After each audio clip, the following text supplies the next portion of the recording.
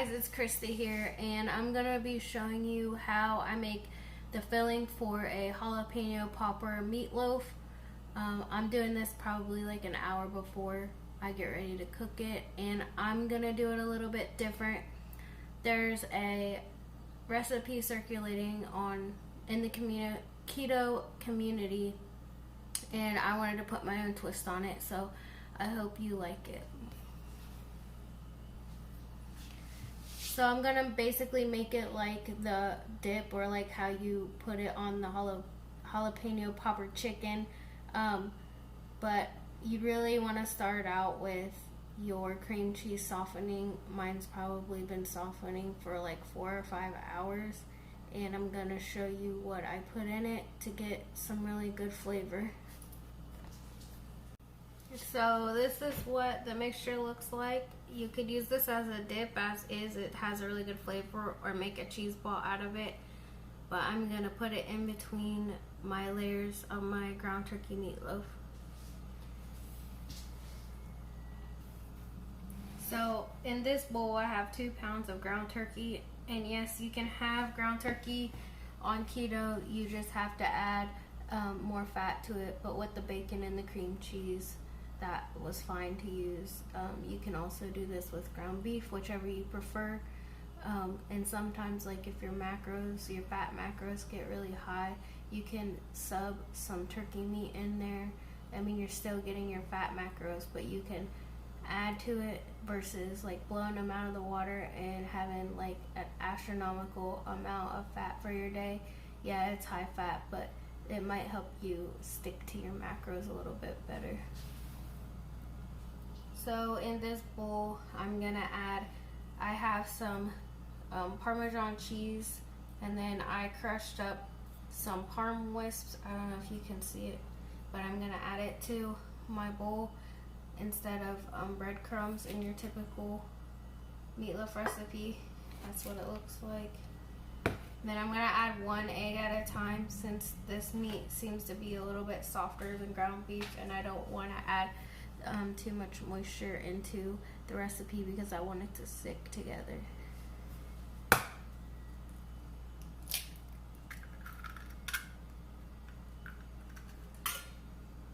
I'm gonna add some seasonings in, and then I'm gonna mix it all up with my hands.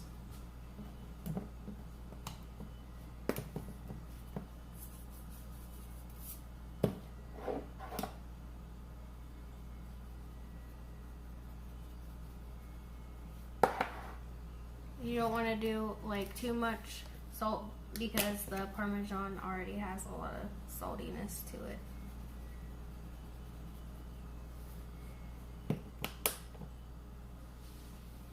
So I'm going to use a fork just to kind of break up the yolk a little bit and give it like a rough stir, and then from there I'm going to use my hands.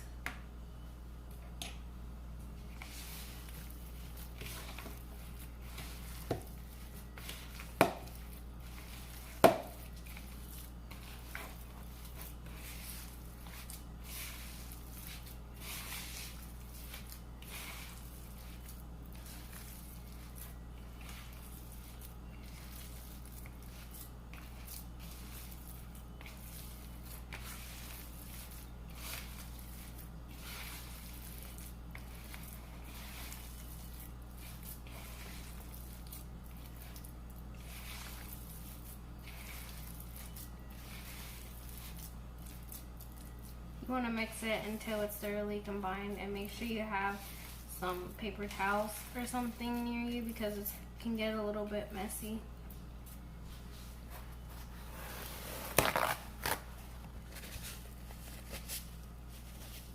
I'm going to finish mixing this up, and then I'm going to show you what I do with the rest of the mixture. So now that I have it combined thoroughly, I'm going to place half the mixture in a parchment lined loaf pan, and I'll show you what happens next. So this is what it looks like with half the mixture in the pan, and then I'm gonna go ahead and place the jalapeno popper mixture over the top of the first half.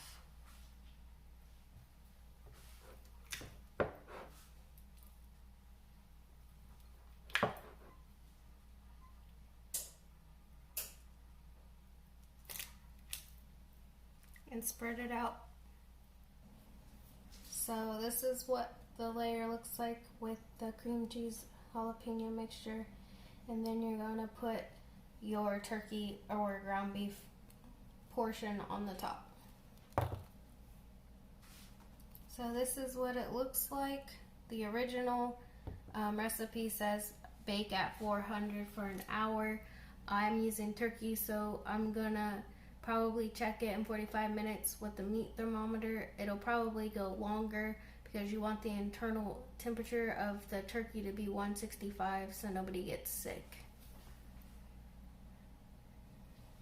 And I also used 1 egg because the turkey was really soft and I didn't want it to not have some shape or form to it.